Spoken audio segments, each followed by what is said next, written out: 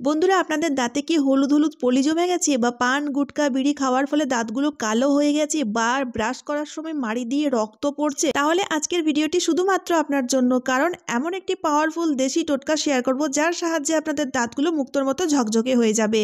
বন্ধুরা, অনেকেই রয়েছে যাদের মাড়ি ফুলে যায়, পায়রিয়ার মতো সমস্যা রয়েছে, বা দাঁতের শিরশিরানিতে প্রচুর ভুগছে, বা মুখ দিয়ে খুব বাজে বিচ্ছিরি গন্ধ বেরোনোর সমস্যা রয়েছে। তাহলে বন্ধুরা, আজকে যে টোটকাটি শেয়ার করব সেই টোটকার সাহায্যে সমস্ত রকমের সমস্যার সমাধান পেয়ে যাবেন।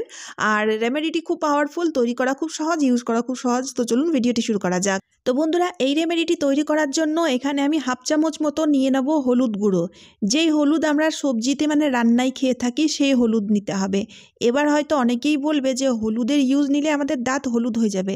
না বন্ধুরা, হলুদের সাথে আমি আরও কয়েকটি উপকরণ মেশাবো যার সাহায্যে আপনাদের দাঁতের মধ্যে কোনো রকম হলুদ দাগ পড়বে না, বরং আরও উপকার পাওয়া যাবে। বিশেষ করে যাদের মাড়ি ফুলে গেছে, দাঁতে পোকা হয়ে গেছে, বা দাঁত ক্ষয়ে গেছে, সেই সকল সমস্যা দূর করে দিবে এই রান্নার হলুদ। ঠিক আছে, তারপরে আমাদের নিয়ে নিতে হবে লবণ। এখানে কিন্তু খাবার লবণ, সাদা লবণ নিয়ে নিয়েছি। আর লবণ হাফ চামচেরও কম নিয়ে নিতে হবে, মানে যতটা পরিমাণের হলুদ নিচ্ছেন তার অর্ধেক পরিমাণের আমাদের নিয়ে নিতে হবে লবণ। বন্ধুরা, খাবার লবণ দাঁতের শিরশিরানি ভাব দূর করে, দাঁতের মাড়ি মজবুত করে থাকে, তার সাথে সাথে দাঁতে লেগে থাকা পোকাগুলোকে ধ্বংস করতে খুব সাহায্যকারী। এমনিতেও কিন্তু লবণ ক্লিনিংয়ের ক্ষেত্রেও খুবই উপযোগী। তাই বন্ধুরা, এই দুটো জিনিসকে ভালোভাবে মেশানোর পরে এবার আমাদের নিয়ে নিতে হবে লেবু। অর্ধেক চামচ মতো লেবুর রস মিশিয়ে দিতে হবে। লেবুর মধ্যে যেহেতু রয়েছে ভিটামিন সি, তাই যাদের পায়রিয়ার মতো সমস্যা, সকালবেলায় ব্রাশ করতে গেলেই দেখা যায় মাড়ি দিয়ে রক্ত পড়ে, বা মাড়ি ফুলে যায়, মাড়ির মধ্যে ইনফেকশন হয়ে থাকে, তো সেই সব সমস্যা দূর করে দেবে এই ভিটামিন সি যুক্ত লেবুর রস। ঠিক আছে, তাছাড়াও বন্ধুরা, লেবুর মধ্যে যেহেতু রয়েছে ক্লিনিং এজেন্ট, তাই দাঁতের মধ্যে জমে থাকা হলুদ হলুদ পলিগুলোকে, বা পান গুটকা বিড়ি খাওয়ার ফলে যে কালো দাগ, সেইগুলোকেও পরিষ্কার করতে খুবই সাহায্যকারী। সবগুলো জিনিস ভালোভাবে মিশিয়ে নেওয়ার পরে মিশ্রণটিকে আমি একটু সাইড করে রাখলাম। অন্য সাইডে এবার আমাদের নিয়ে নিতে হবে পুঁই শাক, যেটা কিনা প্রত্যেকের কাছেই মানে হাতের কাছেই পাওয়া যায়।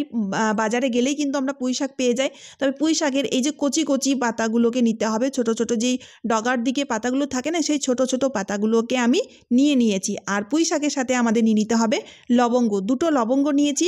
লবঙ্গ আর পুঁই শাকের পাতাগুলোকে এবার আমাদের মিহি করে থেতো করে নিতে হবে। একদম মিহি করে থেতো করতে হবে, মনে রাখবেন এই কথাটি। ঠিক আছে, তো বন্ধুরা, পুঁই শাকের মধ্যে দেখবেন একটা বিজল পদার্থ থাকে, আর সেই বিজল পদার্থটি দাঁতের মধ্যে লেগে থাকা কালো বা হলুদ দাগগুলোকে খুব সহজেই সফট করে তোলে। তাই এখানে পুঁই শাকের ইউজ নেওয়া হচ্ছে। পুঁই শাক আর লবঙ্গ দুটোকেই আমি ভালো মতো করে মিহি করে থেতো করে নিয়েছি। এবার দেখুন, আগের থেকে যে মিশ্রণটি আমরা তৈরি করে রেখেছিলাম, সেই মিশ্রণটির মধ্যে পুঁই শাকের মিশ্রণটি দিয়ে এবার দেখুন চামচের সাহায্যে ভালোভাবে মিশিয়ে নেব, যাতে সবগুলো জিনিস ভালোভাবে মিশে যায়। সবগুলো জিনিস যখন ভালোভাবে মিশে যাবে, তখন আমাদের নিয়ে নিতে হবে পেস্ট। এখানে টুথপেস্ট, যে কোনো টুথপেস্টের ইউজ আপনারা নিয়ে নিতে পারেন। টুথপেস্টও একটু পরিমাণে নিতে হবে। আর এই মিশ্রণটি না তৈরি করে দুবার ইউজ করা যাবে, মানে তৈরি করে স্টোর করা যাবে না। সকালবেলায় তৈরি করলেন, রাত্রেবেলায় আর সকালবেলায় ইউজ করলেন, সেরকম পরিমাণে তৈরি করবেন। ঠিক আছে, তারপরে আমাদের নিয়ে নিতে হবে মধু। মধু হাফ চামচেরও কম, খুব অল্প পরিমাণের মধু নিতে হবে। বন্ধুরা, মধু বিশেষ করে যাদের দাঁতে খুব শিরশিরানি, ঠান্ডা গরম বা টক জাতীয় কিছু খাবার খেলেই দাঁতের মধ্যে শিরশিরানি হয়ে থাকে, যেটাকে এক কথায় সেন্সিটিভিটি বলা হয়ে থাকে, তো সেক্ষেত্রে বন্ধুরা এই মধু খুব কার্যকারী হবে। ঠিক আছে, এবার সবগুলো জিনিসকে না ভালোভাবে চামচের সাহায্যে মিশিয়ে নিতে হবে। বন্ধুরা, দাঁতের যে কোনো সমস্যা হলে আমরা ডাক্তারের কাছে ছুটি, কিন্তু যতক্ষণ আমরা ওষুধ খাবো ততক্ষণই ভালো থাকবো। তারপরে কিন্তু সেই একই রকম সমস্যা হয়ে থাকে। দাঁতের মধ্যে নোংরা জমে গেলে অনেক সময় আমরা ডেন্টিস্টের মানে ডাক্তারের কাছে গিয়ে স্ক্যালিং করিয়ে থাকি, বা পোকা লেগে গেলে আমাদের দাঁত তুলে ফেলার মতো পরিস্থিতি হয়ে যায়। তো বন্ধুরা, এই রেমেডিটি ট্রাই করে দেখবেন, দাঁতজনিত যত রকমের সমস্যা সব দূর হয়ে যাবে। তো দেখুন বন্ধুরা, এই মিশ্রণ টোটকাটি তৈরি হয়ে গেছে। এবার কারা কারা কিভাবে এই টোটকাটি অ্যাপ্লাই করবে চলুন দেখে নেওয়া যাক। তো বন্ধুরা, সকালবেলায় ঘুম থেকে ওঠার পরে যেভাবে আপনারা প্রতিদিন নিয়মিত ব্রাশ করে থাকেন টুথপেস্টের সাহায্যে, তো টুথপেস্টের জায়গায় আপনারা এই মিশ্রণটি তৈরি করে অ্যাপ্লাই করবেন, ঠিক আছে? তো বন্ধুরা, দাঁত ভালোভাবে আমাদের সবসময় কিন্তু মাজা উচিত। চারিদিকে এভাবে ব্রাশটাকে ঘুরিয়ে ঘুরিয়ে আলতো হাতে আমরা ব্রাশ করে নেব। এর ফলে কি হবে, দাঁতে লেগে থাকা খাবারের টুকরো অনেক সময় দেখবেন দাঁতের মধ্যেই লেগে থাকে, যেগুলো পরিষ্কার হয় না, আর যার ফলে কি হয়, দাঁতে পোকা লেগে যায়। তো সেই জন্য আমাদের ব্রাশ করার সময় অবশ্যই মনে রাখতে হবে চারিপাশে ব্রাশটিকে ঘুরিয়ে ঘুরিয়ে খুব সুন্দর মতো ব্রাশ করে নেওয়া। এর ফলে দাঁতে লেগে থাকা নোংরাগুলো তো পরিষ্কার হবে, তার সাথে সাথে খাবারের টুকরোগুলোও খুব সহজে বেরিয়ে যাবে।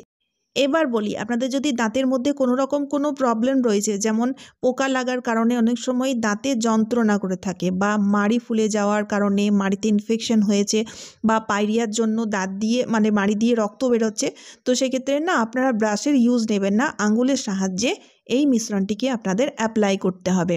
আর বিশেষ করে যেই দাঁতটাতে পোকা লেগে রয়েছে সেই দাঁতটার মধ্যে এই মিশ্রণটিকে দেখুন একটু বেশি পরিমাণে নিয়ে আলতো হাতে রাব করে লাগাতে হবে।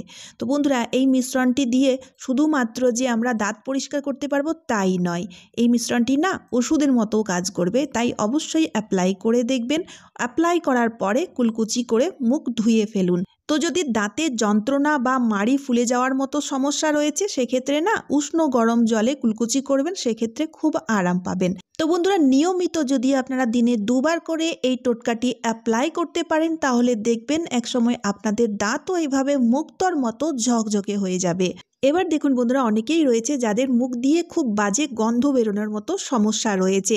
তো সেক্ষেত্রে তারা কি করবে? তাদের জন্য এখানে আমি ছোট্ট টোটকা শেয়ার করব, যার সাহায্যে মুখ দিয়ে বাজে দুর্গন্ধ বেরোনোর সমস্যা পুরোপুরিভাবে ঠিক হয়ে যাবে। আর সবচেয়ে বড় কথা হচ্ছে, এই টোটকাটি আপনারা যখন খুশি তখন অ্যাপ্লাই করতে পারেন। তার জন্য এখানে আমি 2টো লবঙ্গ আর একটা ছোট এলাচ নিয়ে নিয়েছি। কিভাবে অ্যাপ্লাই করতে হবে চলুন দেখে নেওয়া যাক। এবার আমরা এই এলাচ আর লবঙ্গগুলোকে দাঁতের মধ্যে চেপে রেখে দেখুন হালকা হালকা করে চিবোতে থাকবো। তো বন্ধুরা, দিনের মধ্যে যে কোনো সময় আপনারা করতে পারেন। বিকেলবেলায় ফ্রি রয়েছেন, বিকেলবেলায় করতে পারেন, বা সকালবেলায় রান্না করছেন, রান্না করতে করতেও করতে পারেন। মোট কথা, দিনে অন্তত একবার করে অবশ্যই আমাদের অ্যাপ্লাই করতে হবে। আর এইভাবে যখন চিবোবেন তখন যে রসটা বেরবে সেই রসটাকে আমাদের গিলে নিতে হবে, তাহলে দেখবেন 2-3 দিনের মধ্যেই আপনারা দুর্দান্ত রেজাল্ট পাবেন।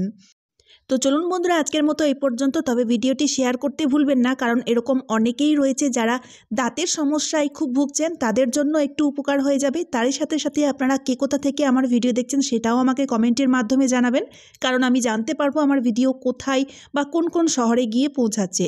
আর চ্যানেলটিকে সাবস্ক্রাইব করে অবশ্যই আমার পাশে থাকবেন, আর ভিডিওটি লাইক করতে একদমই ভুলবেন না। তো চলুন, আবার দেখা হচ্ছে অন্য কোনো নতুন ভিডিওতে। টাটা বন্ধুরা।